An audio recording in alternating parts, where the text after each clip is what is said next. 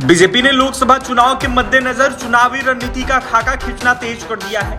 Party ने NDA से जुड़ रहे नए दलों के साथ सीटों की शेयरिंग का फॉर्मूला और रणनीति भी तैयार कर ली है। हाल ही में एनडीए में वापसी करने वाले चिराग पासवान और उनके चाचा पशुपति कुमार पारस के बीच भी बीजेपी को उम्मीद है समझौता हो जाएगा। ऐसे में बीजेपी ने हाल ही में एनडीए का विस्तार किया है। पार्टी के 3 पुराने साथी आरएलएसपी के उपेंद्र कुशवाहा, हम के जीतनराम मांझी और चिराग पासवान एनडीए में फिर से शामिल हो गए। बड़ा सवाल यह है कि चिराग पासवान और चाचा पशुपति कुमार पारस क्या एक साथ आएंगे, और अगर आएंगे तो उनके बीच बीजेपी के साथ सीट शेयरिंग फॉर्मूला क्या होगा। बीजेपी के उच्च पदस्थ को देखते हुए सूत्रों ने कहीं न कहीं एक न्यूज चैनल के माध्यम से बताया है कि चिराग पासवान और पशुपति कुमार पारस दोनों एक साथ आ सकते हैं। इसके लिए बीजेपी की तरफ से कोशिश तेज कर दी गई है।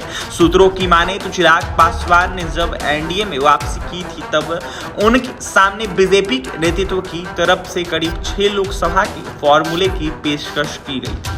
तो वहीं अब बीजेपी पूरी कोशिश में है कि चिराग अपने चाचा पशुपति कुमार पारस के साथ समझौता कर कहीं ना कहीं जो बैठक है वो करे, जिसके बाद वो कहीं ना कहीं साथ आ जाए। दोनों के विवाद को सुलझाने का कहीं ना कहीं देखा जाए तो एक साथ चुनाव लड़ने के लिए राजी कर दिया जाएगा। अगर ऐसा हुआ तो फिर से संयुक्त एलजेपी को बीजेपी की तरफ से 6 लोकसभा सीटें और 1 राज्यसभा सीट दी जा सकती है। हालांकि चिराग और पशुपति कुमार पारस के बीच सबसे बड़ा पेच हाजीपुर लोकसभा सीट को लेकर फंसा हुआ है। चिराग पासवान और पशुपति कुमार पारस दोनों ही हाजीपुर लोकसभा सीट से चुनाव लड़ना चाहते हैं। केंद्रीय मंत्री पशुपति कुमार पारस ने तो एनडीए की बैठक वाले दिन 18 जुलाई को कैमरे के सामने बकायदा दावा कर दिया कि वे हाजीपुर लोकसभा सीट से ही चुनाव लड़ेंगे। उन्होंने कहा कि चिराग को जहां जाना है वो जाए, लेकिन मैं तो हाजीपुर सीट से ही चुनाव लड़ूंगा। वहीं जीतनराम मांझी की हिंदुस्तानी अवाम मोर्चा हम के सूत्रों के मुताबिक पार्टी को 2024 के लोकसभा चुनाव के लिए 2 लोकसभा और 1 राज्यसभा सीट देने का प्रस्ताव दिया गया है। इसमें गया लोकसभा सीट भी शामिल है, जबकि उपेंद्र कुशवाहा की पार्टी राष्ट्रीय लोक जनता दल को